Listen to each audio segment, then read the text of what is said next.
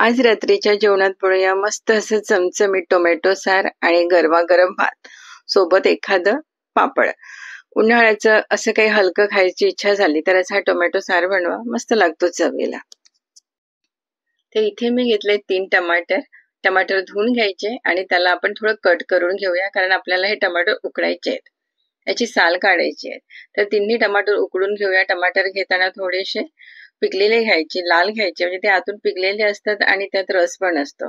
आता यात घालायचं आपण पाणी आणि हे भांडं आपण ठेवूया गॅसवर आणि हे टमाटर 3 ते 4 मिनिट आपण उकडून घेऊया. 3 ते 4 मिनिटात ते व्यवस्थित उकडले जातात, फारसा वेळ लागत नाही. तर इथे 3 ते 4 मिनिटं झाली आहेत. टमाटर आपले मस्त उकडल्या गेलेले आहेत, साल सुद्धा निघालेले आहे. तर आता आपण हे बाहेर काढून घेऊया आणि बाहेर काढल्यानंतर याची आपण साल काढून घ्यायची.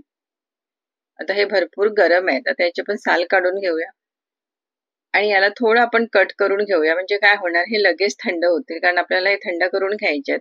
त्यामुळे थोडंसं याला आपण कट करायचं आणि याला थंड करायला ठेवूया आपण. तर टोमॅटोचं प्रमाण तुम्ही कमी जास्त करू शकता, तुम्हाला किती सार करायची आहे. 3 टोमॅटोचं सार 2 ते 3 लोकांना भरपूर होतं.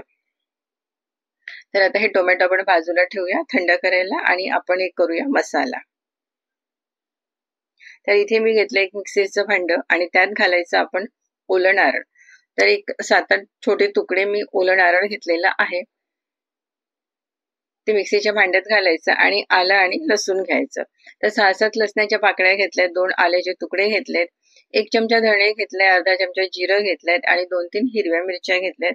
ते सुद्धा आपल्याला मिक्सरमध्ये घालून घ्यायचंय आणि पाणी न घालता आपल्याला हे बारीक करून घ्यायचंय. पाणी घालायचं नाही, पाणी न घालताच मिक्सरमध्ये फिरवून घ्यायचं. आता नंतर आपण यात घालायचे टोमॅटो. जे टोमॅटो आपण उकळून घेतलेत ते टोमॅटो यात घालायचे आणि हे सुद्धा आपल्याला फिरवून घ्यायचे. पाण्याची आपल्याला गरज लागणार नाही, कारण टोमॅटो आहेत. तर इथे बघा मी मस्त असं हे मिक्सरमध्ये फिरवून घेतलंय आणि सुरेख रंग आलेला आहे. तर आता आपण सार बनवूया. तर गॅसवर मी एक ठेवली कढई, त्यात घातलंय तेल. तेल गरम झाले की त्यात आपण घालायचा कढीपत्ता आणि थोडंसं आपण त्यात घालायचं हिंग आणि थोडंसं आपण त्यात घालायचं कोथिंबीर. काही सेकंद हे आपण परतून घेऊया आणि लगेचच त्यात आपण जी टोमॅटोची प्युरी बनवली ते आपण यात घालायची. आता यात वेगळे कुठलेच मसाले आपल्याला घालायची गरज नाही, कारण टमाटर सोबत आपण सर्व मसाले बारीक करून घेतलेले आहेत, त्यामुळे वेगळे अजून कुठले मसाले यात घालायचे नाही. मिक्सरच्या भांड्यात थोडं पाणी घालून ते सुद्धा मी त्यात ऍड केलेलं आहे. आता सार तुम्हाला किती घट्ट हवी, किती पातळ हवी, त्या अंदाजे तुम्ही पाणी घाला. सार मला मात्र पातळच लागतं, भातासोबत खायला खूप छान लागतं पातळ पातळ सार. थोडंसं मी लाल तिखट घातलंय. सुरुवातीला मिरच्या पण आपण घातलेल्या आहेत, हे लक्षात ठेवायचं. तिखट घातल्यानंतर एकदा फिरवून घ्यायचं, थोडंसं मीठ घालायचं. टमाटर जर जास्त आंबट असतील तर थोडंसं गूळ किंवा साखर तुम्ही यात ऍड करू शकता. ते आता हे फिरवून घ्यायचं आणि याला एक मस्त अशी आपण उकळी काढायची.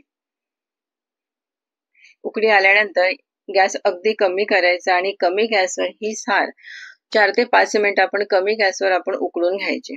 जितकी छान उकळेल ना तितकी मस्त लागेल.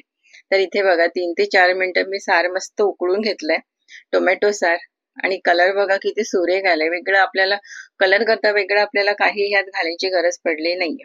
एकदा मिक्स करून घेऊया आणि नंतर आपण थोडीशी यात घालायची कोथिंबीर. परत एकदा मिक्स करून घ्यायचं आणि हे कमी गॅसवर उकळून घ्यायचं. जितकं उकळेल मस्त ना तितकी याची चव छान येईल. तर आता हे असं सूप म्हणून जरी तुम्ही पिलं ना तरी मस्त लागतं.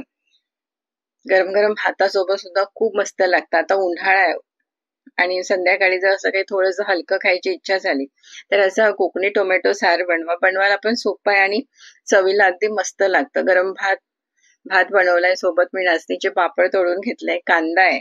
यापेक्षा अजून जास्त काय हवंय जेवायला. तर तुम्ही सुद्धा ही रेसिपी नक्की एकदा ट्राय करा.